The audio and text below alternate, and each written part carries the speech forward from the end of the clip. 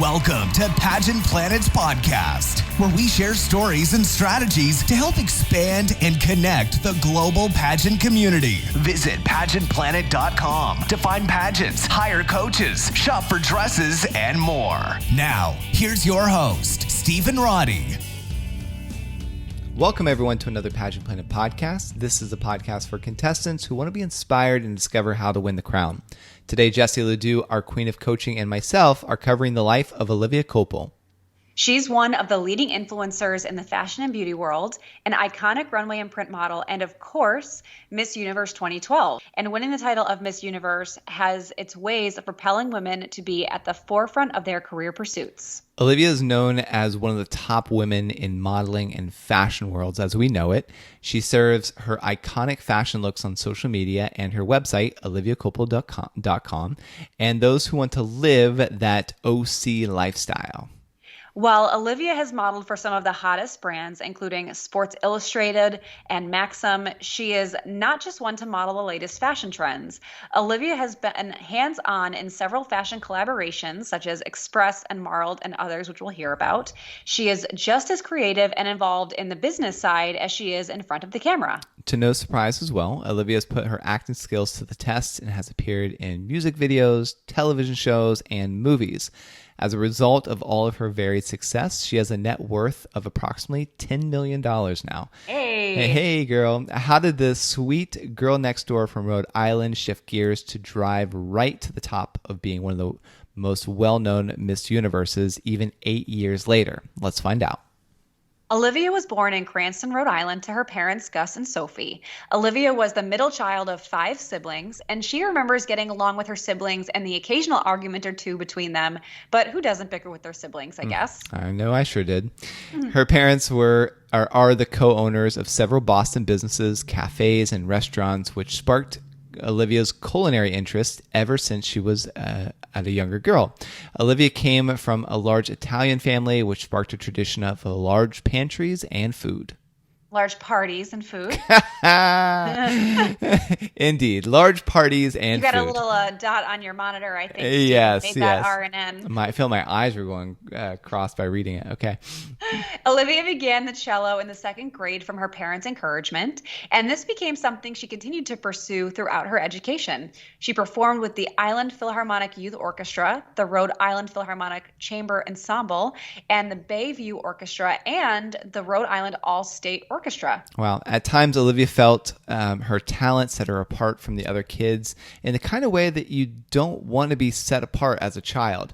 But as she grew older, she learned to appreciate this unique talent. And she also knows that her great posture must come from playing the cello, and she built up strength in her arms from holding up the instrument. A cellist is essential to every ensemble in any orchestra, so Olivia played a very important role with each group she performed with. She also attended the Brevard Music Center located in North Carolina and has performed with the Boston Accompanietta. Playing in the orchestra is a intellectually demanding and stimulating experience that commands one's full attention. And this was a great opportunity for Olivia to tune into her creative and performance abilities that would be utilized in her future pageant and modeling career.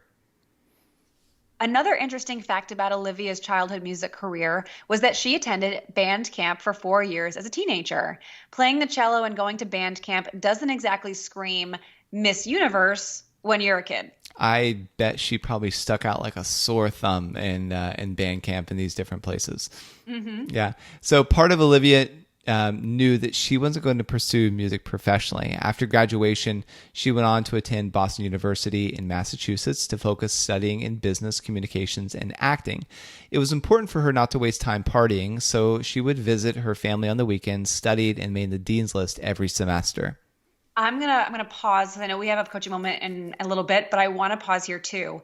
I have had so many contestants as clients that they excel in pageantry in their younger years, and as soon as they get to high school, they don't want to miss out on a lot of things, and in college even more. They want to be able to post photos in scandalous bikinis. They want to post photos while they're out drinking with their friends, and I I'm sure they're creating amazing memories, but I always hate to see contestants with great promise and great opportunity deviate from that just because they want to feel like a regular girl. And I totally get it. And there's no shame if you just, you lose that pageant passion. But I love that Olivia said here that she's like, you know what, like, I don't want to party. I want to focus on what I'm here to do. And I am sure that helped set her up for success. So for any contestants whose long-term plan is to win a major title like Miss Universe, Miss World, Miss Earth, and the list goes on, like, think about that when you're trying to divvy up your use of time and where you put your passions. And see, think about that. She sacrificed this for a short period of time. And now, like, all you do is see photos of her in glamorous places where she's shipping champagne by, like, beautiful sceneries and stuff. So there is so much time for that. And, like, even using myself as an example, my first time having a glass of wine I was 23. So way later adapter to that kind of lifestyle. And right. So, but now it's like, if you sacrifice in the beginning and focus on building your craft, you have the rest of your life to enjoy it. There's a saying that says youth is wasted on the young. So don't waste yours, like, invest it in fine tuning your craft so that you can basically live your life the way that you want to in your later years. And there's a couple of other things I'll pipe in with before we move on. The first is, it's been a while since we featured Kristen Dalton on the podcast. I mean, she was one of the first biographies we did. But when we talked about her, maybe it was an interview we did with her, I don't remember exactly. But she said she set out to be Miss Universe. And for like 5 years leading up to when she was even on the Miss USA stage, she was like, every decision I made, I thought about it in the sense of, will this help me achieve my goal someday? And if it didn't, she didn't do it. And that is laser focus. And then I just saw a meme recently that said 6 months of dedicated, focused hard work can put you ahead 5 years at the end of it. Yeah. And I was like, I don't know how truthful that timing is, but I'm like, you know what? That's something to be said for, okay, waking up early, getting to work before everybody else does, leaving later. Like, imagine what that could do for you, whether it's a 9-to-5 career or a passion you have. Yeah. And also, as a caveat to what I said, if you have a glass of wine when you're 21, or if your drinking age is lower in another country, it doesn't, like, it's fine. We're all on our unique journeys there too. But to Jesse's point and to the meme's point, like, if you sacrifice a little amount of time, it can really propel you so much further in life. Yep. You don't get to be Miss Universe just by waking up one day and being like, I'm going to do this. Right. Yeah. And even like Olivia, even though we look at her and like, you competed 3 times, won 3 times, and now you're off. But think of all the years she spent learning the entertainment business, going to school for acting, which is working on her improv skills, and being in the music, and then being around her family and their businesses. So all of those things was cultivating her, and clearly she had the work ethic and all those other things. The choices. Yeah. So you can clearly see that even though she didn't have pageant experience, she had entertainment, public speaking experience, which really set her up for success. So if you just look at her without knowing the backstory, you think it's kind of unfair. But then when you realize she had been inadvertently training for this and she was arbitrary number 8 years old, then it's like, wow, she's been spending 18 years or 13 years of her life training for this moment.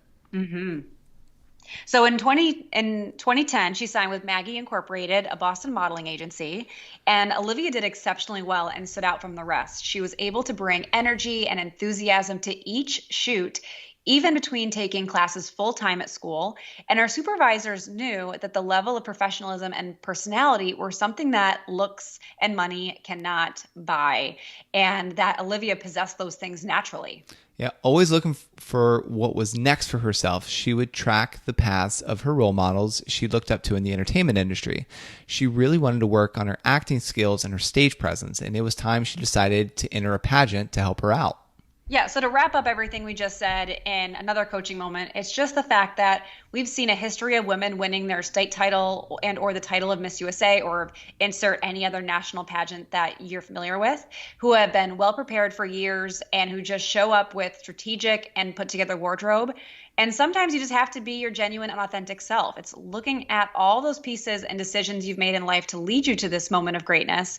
And after all, it's the girl that wins the pageant, not the wardrobe, not the coach, etc. And while that all goes into play, it's that foundation of who you've built on the inside. Yeah, and keep in mind, like, Olivia's dream, what she was laser focused on was like tapping into the entertainment industry. And she's like, oh, cool, let me just like compete in a pageant to help further my craft. Not even like, let me win the pageant. Let me just compete to work on my stage presence and all those other things. So it seemed like she was constantly working on herself, but she viewed pageantry as a catalyst to help her get where she was ultimately going to go. Mm-hmm. And so we see this kind of career path, this kind of planning take place in the Philippines, Venezuela, Brazil, South Africa, these other countries that are like, let me leverage pageantry to get further where I go, versus what a lot of other girls have a tendency to do is try to make pageantry the end all be all. Like, I want to win this pageant, but there's no game plan after. So pageantry really seems to work best when you're using it as a launching pad to help you get to the next step. Exactly. Yeah. So, my turn again. Olivia's pageant career began because she wanted to develop her stage presence and gain experience and exposure for acting. She looked up to Halle Berry, who got a large jump start to her acting career through pageantry. And while some girls compete up to 8 times before winning their state title before competing at Miss USA, Olivia only needed one chance. You can't exactly say Olivia had the deck stacked in her favor. Her parents didn't understand why she felt the need to compete in pageants, as they are narcissistic, as they said, and they were used to more intellectual hobbies. Being a freshman in college meant that Olivia didn't have a lot of disposable income. She rented a strapless pink dress that was too short and had a small hole in the back, and she noticed that it was the simplest dress on stage, but it made her feel like the queen that she was. She won the title of Miss Rhode Island USA 2012 when she was just 18 years old. Beginner's luck, some might say, but it didn't matter. Olivia was on her way to compete for the title of Miss USA 2012.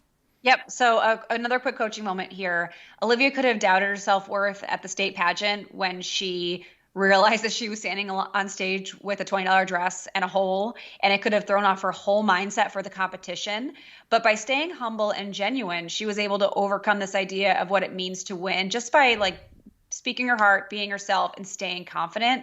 And it was this that started her path to winning Miss Universe. So take the glitz and beauty away for a second when thinking about your next pageant and focus on how you want to show up and express yourself and represent yourself.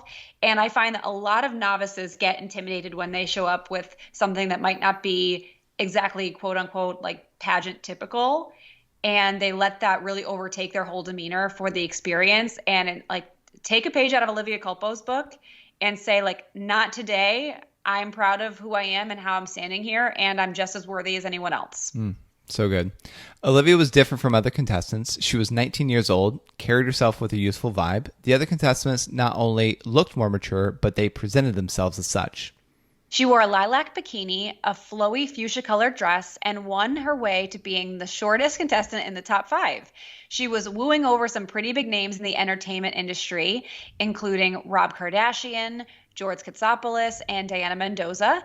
And what really won the judges over was her final answer, and this is at Miss USA, stating how transgender women should be able to win the title of Miss USA since it is a free country. At that point, no one could deny that Olivia rated all the qualities of a Miss USA through and throughout.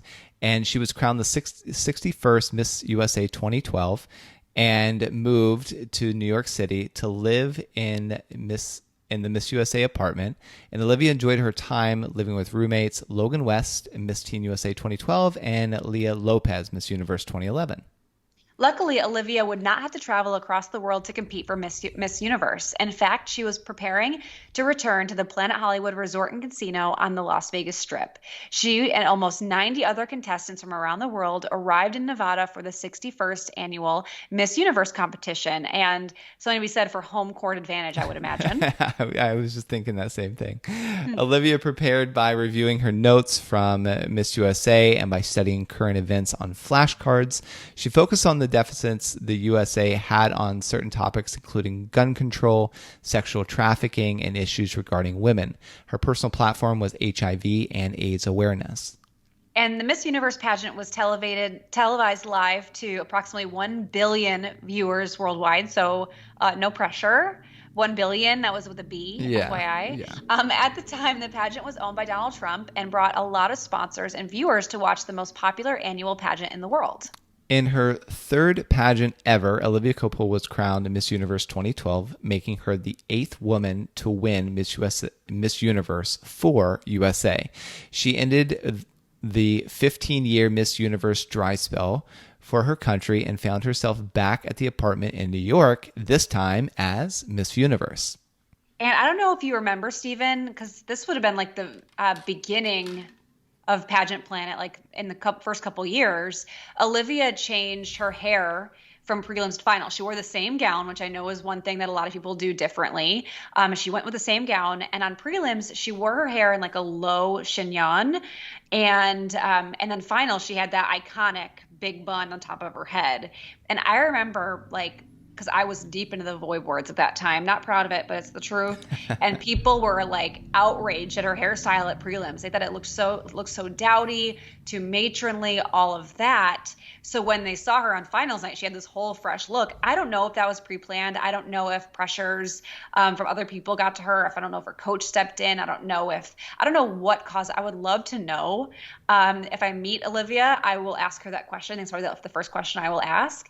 But she, I think we talk about her specific gown later. But I mean, that was the craziest thing, was being able to make that subtle change to really overall like impact her impression. Do you remember that, Stephen? I don't remember what her hair was like in prelims, but I do obviously remember the bun and the red dress and all that stuff, like the iconic look that she had on stage at the end.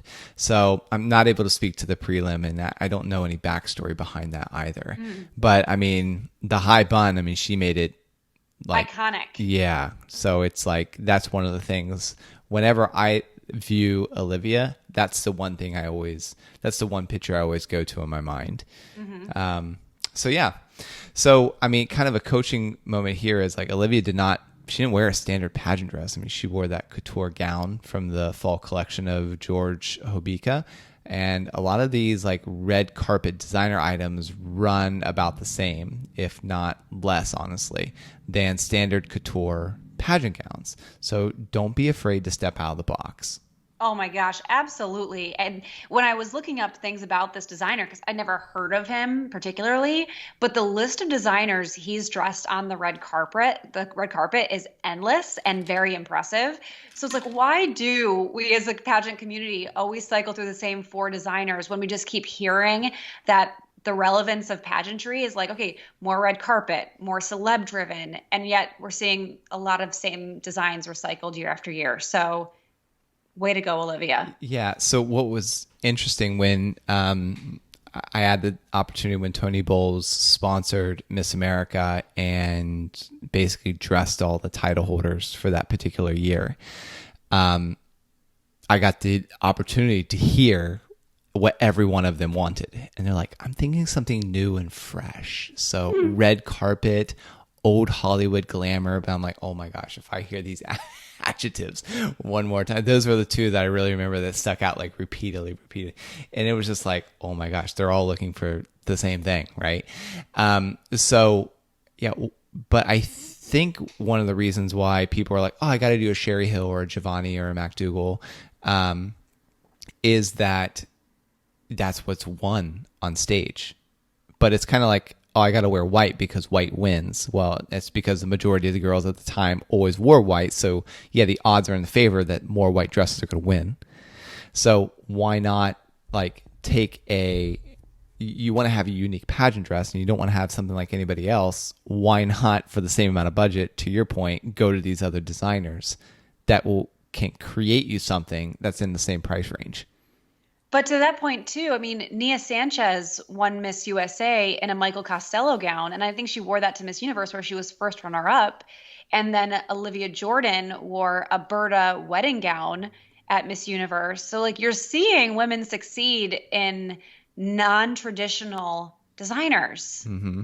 But it's not what's widely known, Right. because it's not like, if let's say 5 of the last Miss Universes won in a George Hobica gown, then it's like, oh, in George Hobica, he doesn't focus his marketing advertising dollar in the pageantry market like Sherry Hill, MacDougall, and Giovanni does. So that's why everybody floods to them. And they're probably not as accessible too. You think about it, there's how many Sherry Hill, MacDougall, Giovanni retailers in anyone's home state that they could go to anytime and try on different types of designs, where you probably have maybe 2 George Hobica showrooms in the US. So maybe that's part of it too. Mm-hmm. But well, and also it's like probably like Sherry Hill, you're looking at Giovanni, which is probably, it's about $100 million company, $60 to $100 million company. They do that in revenue a year, somewhere around there. So the amount of inventory they have is flooded. Just flooded the marketplace. And even if you are going to get like somewhat of a custom design like from these people like Sherry, I mean, she's kind of known for this. A girl will do a custom design with Sherry, and then that girl will see that custom design like on Sherry's line, like the next year or the next season or whatever. Mm-hmm. So that's the thing too. And then then a bunch of other girls have it. So they all kind of do that. It's not just Sherry, but if you're working with these other smaller designers, I feel like you're going to have less of that, because if they do create something one-off, they don't mass produce like these other prom/pageant brands that are out there. So if you want your unique design to be more unique and customized to you, like you don't see like Olivia Jordan, Olivia Culpo's, like their gowns like mass produced out there, because it's by those different designers. Mm-hmm. Yeah. Yep. So interesting. So again, at this time, the pageant was owned by Donald Trump, and the winners of Miss Universe had a packed schedule of modeling opportunities, public appearances, traveling, and all sorts of other things to do. And Olivia traveled across the world to Indonesia, Russia, Ecuador, Morocco, the Bahamas, Canada, England, India, and of course throughout the United States. So jam-packed. Yeah, each appearance she attended, she became well known for her sense of fashion and style. The Miss Universe organization would document Olivia's appearances and travels through video to share with sponsors and fans.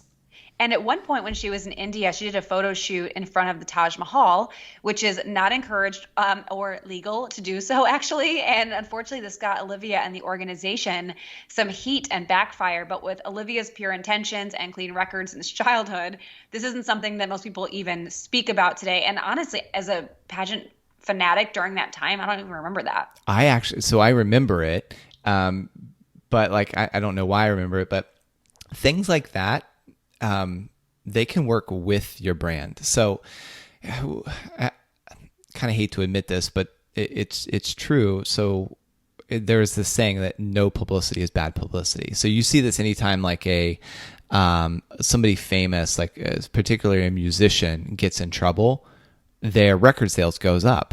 Because the reason is, like, let's say, Kanye West gets in trouble, and then people are like, gosh, Kanye West. And then they start trash talking him or whatever, and they're like, gosh, what songs does he even sing? I don't know. Let me Google it. And like, oh my God, I love this song. And then you start playing this music or whatever, right? And so the same kind of happened with Olivia. She did this photo in Taj Mahal, and she got some great photos, but then the photos it was such a controversial thing. Photos went everywhere, and people are like, gosh, why would this girl even do that? Wow, she's kind of pretty. What's her backstory? Oh, when did she win? And then they start researching her, following on social media. So all those things. I mean, she had another thing with her. I remember with one of her wardrobes, she didn't wear a bra underneath, and one of the photographers took a photo, and it turned the dress or whatever not invisible, but kind of see-through. So you could see, what's there. I mean, you could see basically it's a nipple, it's a body part. So you could see her nipple in the dress, and it was like a big thing. And she was just walking to an event. The dress was kind of dressed where you didn't wear a bra or whatever. So that too, like, helped it. So each of those things was like that controversy around her and around her fashion. It was a consistent theme. So Olivia fashion, she's getting in trouble for fashion or wardrobe malfunction, which helps her social media continue to increase, which enhanced her popularity because more and more people would go to check her out and say, oh my gosh, this girl's got a really great fashion style and she's gorgeous. Let me follow her. Mm-hmm. So yeah, stuff like that can happen. Mm-hmm. So the following year, Olivia passed on the title as Miss Universe to Gabriela Isler of Venezuela in Moscow, Russia. After going 3 for 3 in each pageant she competed in, she definitely had enough pageantry and was ready for her life without a crown. And Olivia's original reason for competing in pageants, let's remember, was to help her acting career. And after her 3 consecutive wins, she returned to have a degree of success in acting and modeling. She appeared in movies The Other Woman and I Feel Pretty. She was also in music videos Jealous for Nick Jonas and Amour for Enem Ag. Can you help me out on that? Sure. I think it's Amin Agalarov. Oh, okay. Well, Close? yeah, Okay, no, that okay. sounds good. She also had a few cameo appearances on shows like Model Squad and Hell's Kitchen. Olivia's popularity really took off in the fashion and modeling industries because of this exposure. And in 2018, Olivia was announced as a Sports Illustrated swimsuit rookie. And now Olivia was in her mid to late 20s and was able to step out of her girl next door look and show off the woman she had become. And the shoot was titled In Her Own Words, where Olivia was nude and had painted words all over her. Olivia's hot but inspiring photo shoot sparked her partnership with Sports Illustrated in 2019 in a bikini photo shoot. And shortly after this was announced, Olivia signed with a talent company, the Society Management. I love that name.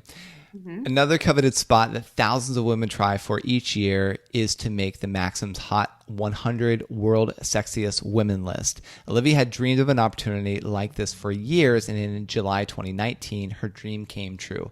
Not only did she make the list, she made the cover as the #1 spot. Who knew that she could go from being the band camp cellist to being on the cover of some of the top fashion magazines in the world like Grazia, Modeliste, Living, and Marie Claire Mexico. As mentioned before, Olivia loves designing and creating wardrobe pieces as much as she loves wearing them. One of her earlier collaborations was with Pretty Little Thing and included 30 pieces of items to mix and match, wear independently or to layer. Olivia's vision for this 2015 collection was inspired by the colors of Rome in springtime with the fresh fruit and flowers blooming and blossoming. And in 2018, she partnered with Marled to present the Marled by Olivia Culpo collection. Olivia was able to create a capsule collection for spring 2018 and fall 2018 that features chic and versatile pieces for the modern day woman. The collaboration was sold on Revolve.com and received the Revolve Collaboration of the Year award in 2018 in Las Vegas, Nevada. The Express X Olivia Culpo collaboration launched in 2019, and the collection was inspired for all the fearless women out there with lots to accomplish. Olivia is always dressed to the nines whenever she goes and wanted to put a collection that makes women feel powerful and stylish. Whether you're the woman traveling on the go, going to the gym, or going to a business meeting, there would be an outfit for you. So even though she's partnered with some of the biggest fashion brands in culture today, she stayed in the eye of the media for many public relationships with famous singers and athletes. She dated singer Nick Jonas from 2013 to 2015. We already mentioned she was in his music video for Jealous, one of his breakout hits, and was the inspiration for that song. And can you really blame other guys for staring at Olivia, though? Like, she's gorgeous. So what did you expect with Miss Universe? And she also dated football players Tim Tebow, who also has that, love for pageant girls. Yep. And Danny Amendola, and Amendola. He's a New England Patriot, Steven. So yes. I'm a little disappointed. Actually, I don't know if he still is, but he was. I know I owned a football team, but like even then, I didn't really follow it. I just like the business of football, so it happens. But and she is now with Christian McCaffrey, and in 2018, Olivia split from the Detroit Lions receiver Danny Amendola with the public well involved, and there were back and forth rumors that the two were on again, off again, on again, off again, and then Danny fumbled the relationship due to his lack of commitment to marriage. Danny addressed rumors in comments regarding him putting down Olivia and her want for money and fame, and the two seem to have gone their separate ways now and want no part in any drama or clickbait that comes with being public and in the internet. And all in all, Olivia has never had to rely on a man for her fame, success, or happiness. Plus, she's happily quarantining with the Carolina Panthers running back Christian McCaffrey. So she has things for football players. Yeah, I think so. They're super cute, though. I follow both of them on Instagram, and they're a really, really attractive couple, as you can imagine, but also a really sweet couple too. So wishing them the best. And she's never let go of the dream she had as a little girl either. And in 2017, she opened up a restaurant in North Kingston, Rhode Island called Back 40 in partnership with her father and her cousin. And the rustic look of a restored barn focuses on providing comfort food and family dinners because Olivia loves cooking her own meals and loves to create new recipes. Someone who is always in the public eye can have a lot of external and internal pressure. And although Olivia had every external source of validation, this sometimes could not validate her internal feelings of depression and anxiety. She has openly spoke about her battle with depression leading to weight loss and social isolation. She has been able to maintain her mental health through meditation and exercising, and it can be easy to be swept up in the media and opinions of the public, which is why it is extra important for her to take the time for herself to remember that she sparkles with queen-like abilities inside and out. Some of the best advice I've ever received was if you just do the exact opposite of what the masses do, you'll increase your likelihood of success exponentially. And the older I get, when I first started my journey of like entrepreneurship, I'm like, when you make a lot of money, you've like arrived.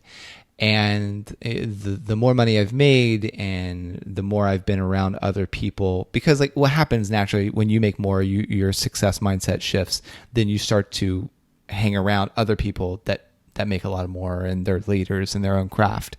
And it's just kind of a natural progression of things. But when I realized like the amount of people like making money, we'll say, is relatively easy. I mean, I'm using that as a blanket statement.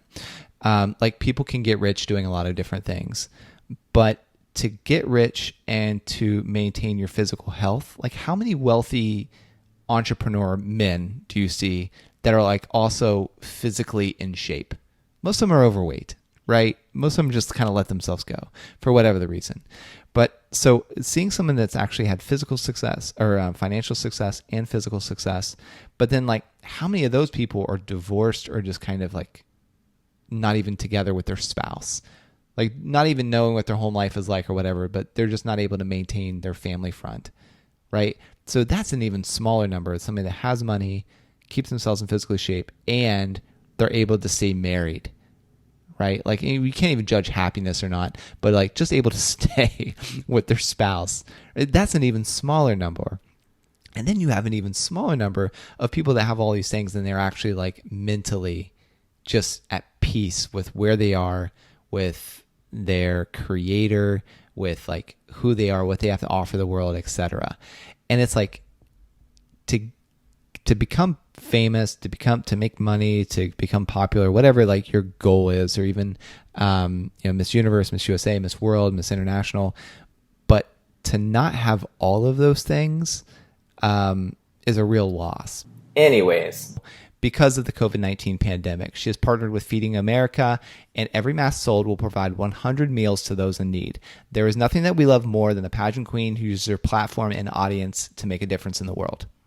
Fans love seeing Olivia return to the Miss USA and Miss Universe pageants to provide contestant interviews and commentary backstage with Ashley Graham. And each year, Olivia looks like she could go back on stage and win the pageant all over again. Yeah, she's eager to dress up again and go to appearances, but is still enjoying life at home, sharing her daily recipes and looks with 4.7 million followers on Instagram. Olivia was once a band geek from Rhode Island who couldn't get a ride home with her friends because her cello wouldn't fit in the back seat. Now she is on everyone's radar as one of the most iconic fashion, model, and pageant icons the industry has ever seen. If she can go from opposite ends of the so-called popular spectrum, so can you. And if you would like to be a featured contestant for our next podcast, create a contestant profile with all of your information, hidden facts, and what makes you special, then email support@pageantplanet.com with the title Podcast Features so we can review your profile. And we will let you know after you submit if you are scheduled. Also, a special shout out to Maria Giorlando for doing the research, and thank you for listening. And if you've received any benefit from this show or from ones previous, please consider giving us a 5-star review. It might seem like a small action, but it really does help us keep the show going. So until next time, take care.